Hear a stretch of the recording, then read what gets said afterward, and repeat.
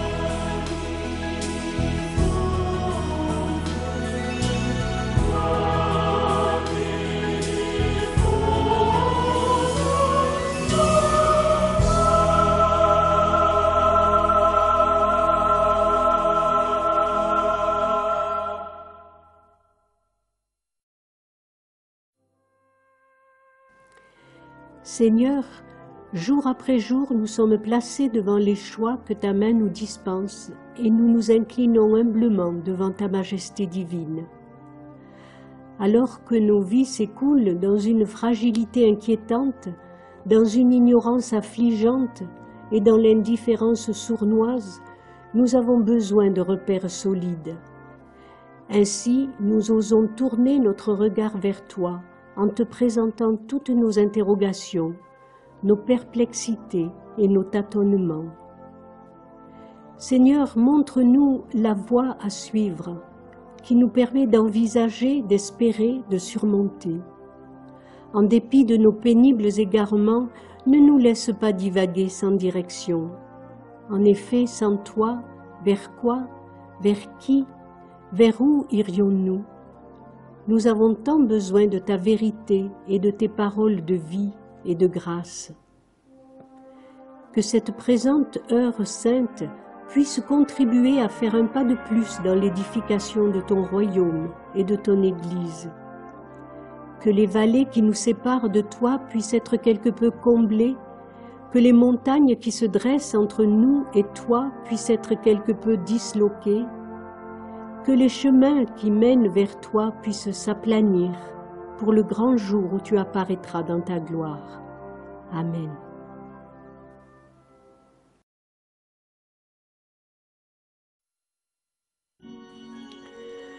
Le commandement que je te prescris aujourd'hui n'est certainement pas au-dessus de tes forces et hors de ta portée. C'est une chose qui est tout près de toi, dans ta bouche et dans ton cœur. Voici, je mets aujourd'hui devant toi la vie et le bien, la mort et le mal, la vie et la mort, la bénédiction et la malédiction. Car je te prescris aujourd'hui de marcher dans mes voies et d'observer mes commandements afin que tu vives et que tu te multiplies et que l'Éternel ton Dieu te bénisse dans le pays. Choisis la vie afin que tu vives, toi et ta postérité, pour aimer l'Éternel ton Dieu, pour obéir à sa voix et pour t'attacher à lui, car de cela dépendent ta vie et la prolongation de tes jours.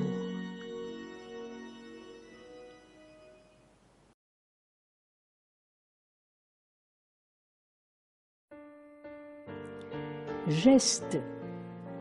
Il y a des gestes faciles, ceux qui jaillissent en la présence d'un enfant, ses mains, ses bras contents, ces grimaces que l'on offre pour entendre ce rire unique qui perce le ciel. Il y a les gestes plus discrets, complices, adressés à l'adolescent. Ils peuvent être témoins d'une présence aimante et fidèle malgré les bouleversements de l'être.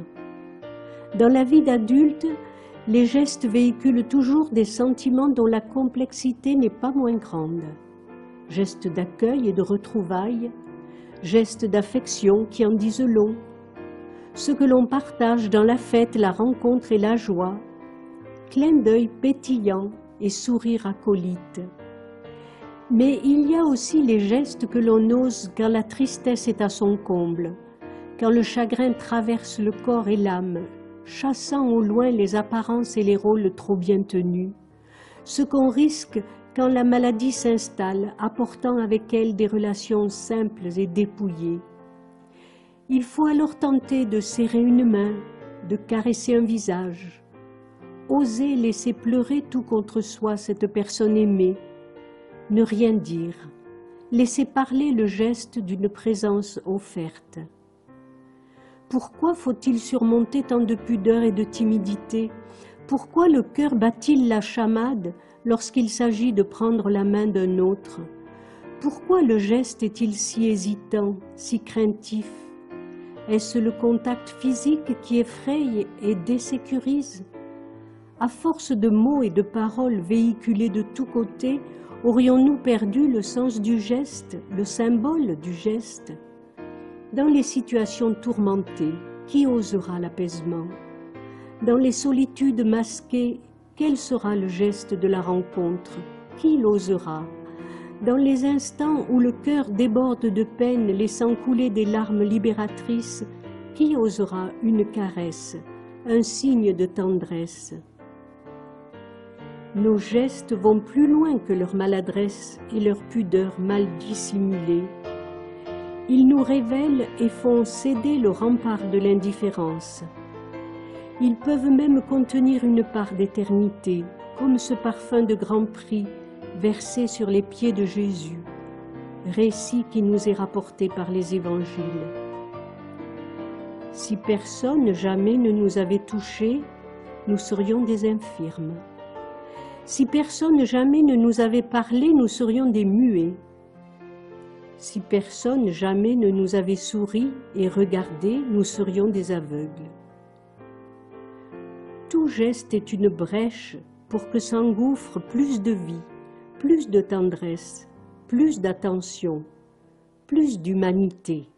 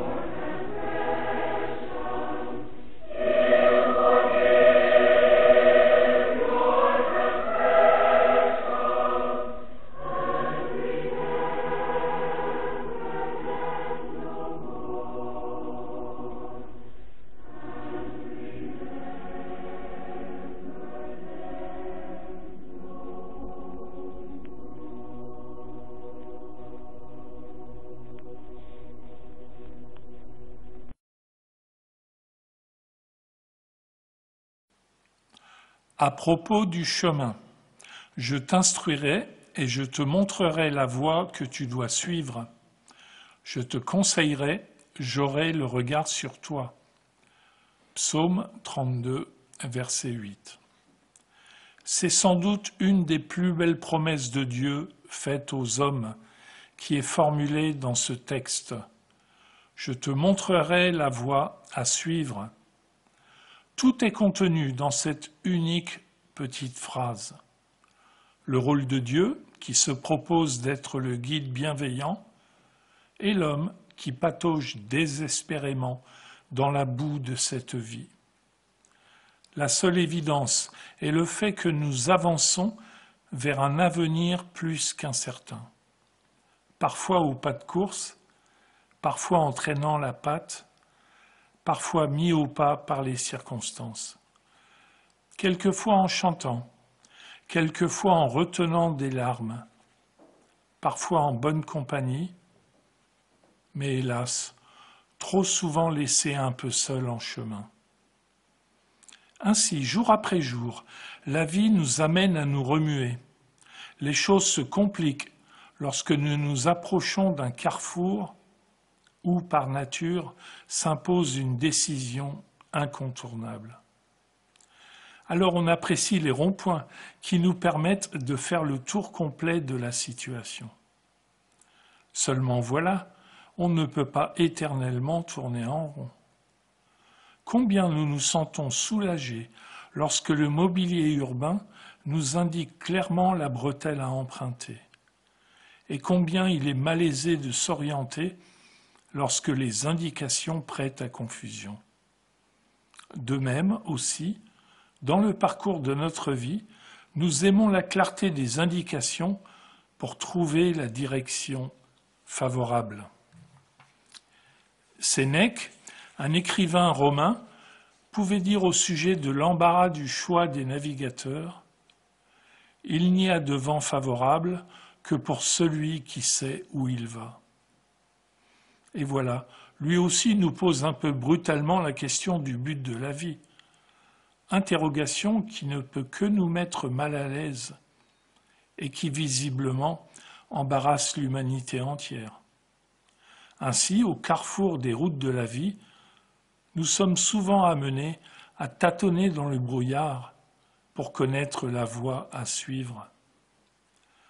Nous apprécions une société et des institutions dans lesquelles il y a lisibilité et visibilité. En plus, ça rassure de voir que beaucoup s'y trouvent sur cette route large et spacieuse. Évangile de Matthieu, chapitre 7, verset 13. C'est ainsi qu'on voudrait voir aussi l'Église, avec une doctrine pertinente et un fonctionnement clair et transparent, aisé à déchiffrer, à comprendre et facile à contrôler. Seulement voilà, c'est le Christ lui-même qui se veut le chef de son Église. Lui, il se moque des critères d'évaluation et des astuces de management des ordinateurs de ce monde. Il y en a d'autres qui voient très différemment le parcours chrétien de la vie. Comme ancien scout, il m'a été donné de suivre, dans le cadre d'une course d'orientation, un passage qui était destiné visiblement au transport de troncs d'arbres. Des pistes de travail avec des parties sommairement aménagées, mais aussi des parties plus rustiques, avec des sillons profonds remplis de boue, et alternant avec des traversées de ruisseaux capricieux. Des parcours utilitaires où comptent seuls l'efficacité et la rentabilité, à l'image des drailles rocailleuses qu'on peut voir dans le sud de la France. J'ai rencontré un couple de jeunes restaurateurs qui, depuis une dizaine d'années, n'avaient jamais pris des vacances. Métro, boulot, dodo. Et puis ce petit incident dans la vie de Jésus, lorsqu'il a été gentiment invité par 2 sœurs pour un repas. Une fois arrivé dans leur maison, il y avait celle qui s'appelait Marie et qui s'est installée près de Jésus pour causer, pendant que l'autre, Marthe, se coltinait le boulot de cuisine. À un moment donné, cette dernière en avait trop gros sur le cœur. et s'est adressé à Jésus pour que ce soit lui qui pousse sa sœur à un meilleur partage des tâches ménagères. Bien sûr, Jésus a vu plus loin. Il savait que le problème profond de Marthe était précisément son attachement au travail domestique et qu'elle avait une sérieuse tendance à négliger la nourriture spirituelle. Évangile de Luc, chapitre 10, verset 38. Ainsi, il y a des courageux ou des ambitieux qui ne reculent devant aucun parcours du combattant, aussi pénible soit-il. Évoluant dans l'ombre des pistes de travail, ils ont tendance à oublier les rayons du soleil de Dieu, leur vision étant braquée seulement sur des résultats selon des échelles de valeurs humaines. Pourtant, en écoutant Jésus, il doit bien y avoir un autre type de chemin, un sentier, certes étroit, mais qui, selon les dires de Jésus, mène à la vie. Évangile de Matthieu, chapitre 7, verset 14. Visiblement, Jésus ne parle pas d'absence d'effort et de peine dans la vie du croyant. Ceux qui ont osé se lancer dans les randonnées pédestres conséquentes peuvent vous en dire des chapitres. Ça monte, ça descend, il y a des cailloux à éviter, des ronces à contourner, des douleurs dans les bras, des mains écorchées, on a mal dans les jambes, dans les chevilles et ailleurs. Est-ce l'enfer? Pas du tout. Il y a tant de choses à voir qui réjouissent et émerveillent. Il y a tant de perspectives nouvelles et de panoramas surprenants à découvrir. Et puis il y a un malin plaisir à se surpasser un peu. La marche sur la voie avec Dieu peut aussi être cela. Aller avec lui et prendre de la distance par rapport à mes chers soucis quotidiens, découvrir de nouveaux paysages, élargir l'angle de vision, respirer le bon air, rencontrer d'autres co-pèlerins. Tout cela est de nature à donner du relief à nos vies. Il est vrai que le tracé est par endroits difficile à détecter, car parfois effacé par des éboulis ou envahi par la végétation. En conséquence, il arrive parfois qu'on s'égare, qu'on soit conduit dans des détours involontaires et dans des aventures peu glorieuses pour notre sens de l'orientation supposé infaillible. Par nature, les chemins de Dieu ne sont pas destinés à des foules. Il y a même des passages délicats qu'on doit emprunter tout seul, avec à droite le ravin et à gauche la paroi rocheuse, suspendue entre le ciel et la terre. Il vaut mieux alors suivre le conseil des vieux montagnards et avancer en regardant droit devant.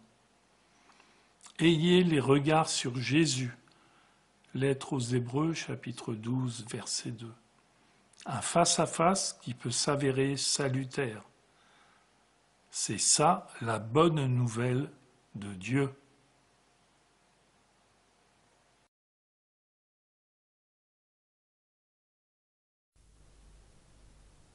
Mon Jésus, je t'aime, je te sais à moi.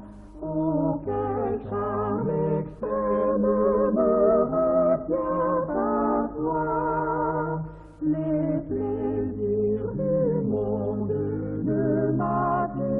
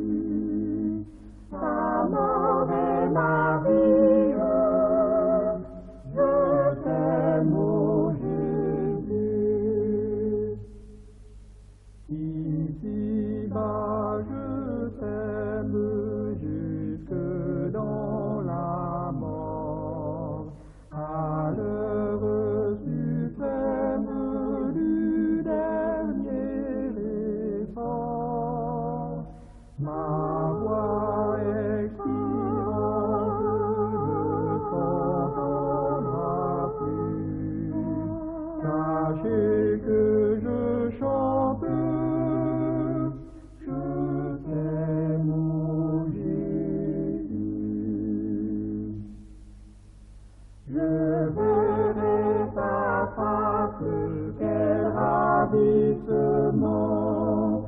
Je louerai ta grâce éternellement et dirai sans cesse avec les élus, l'hymne d'allégresse.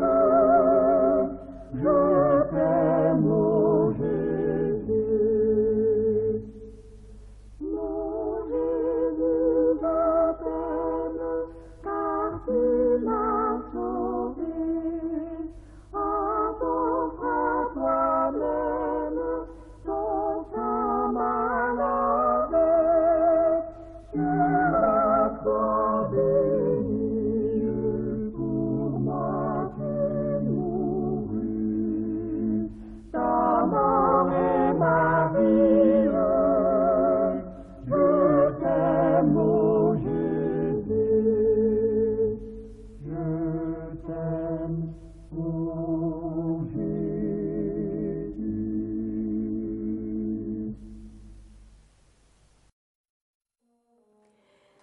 Seigneur, merci pour ces quelques brefs moments d'espérance que nous venons de vivre en ta présence. Nos craintes devant ta main puissante se sont évanouies et se sont transformées en sentiers de joie et de confiance. Oui, ta parole de grâce n'a rien perdu de son doux attrait, de son efficacité et de sa pertinence. Combien nous aimerions rester ainsi en permanence en ta sainte présence. Cependant, tu nous envoies nous mêler au monde pour partager notre espérance, pour dire par nos paroles, par nos gestes, par nos comportements, ton message de grâce. Nos pensées vont vers tous ceux qui souffrent des circonstances de vie qui leur sont imposées. Que ce soit des conséquences de maladies, d'accidents ou de séparations douloureuses, que ce soit des contraintes morales et dangers qui menacent leur paix et leur bonheur de vie. Seigneur, rends-moi attentif à ceux qu'à mon niveau je peux engager pour être un soutien, un guide, une raison d'espérance dans les circonstances qui font mon cadre de vie. Ainsi nous nous soumettons à ta volonté divine dans l'espérance de la manifestation de ta gloire. Amen.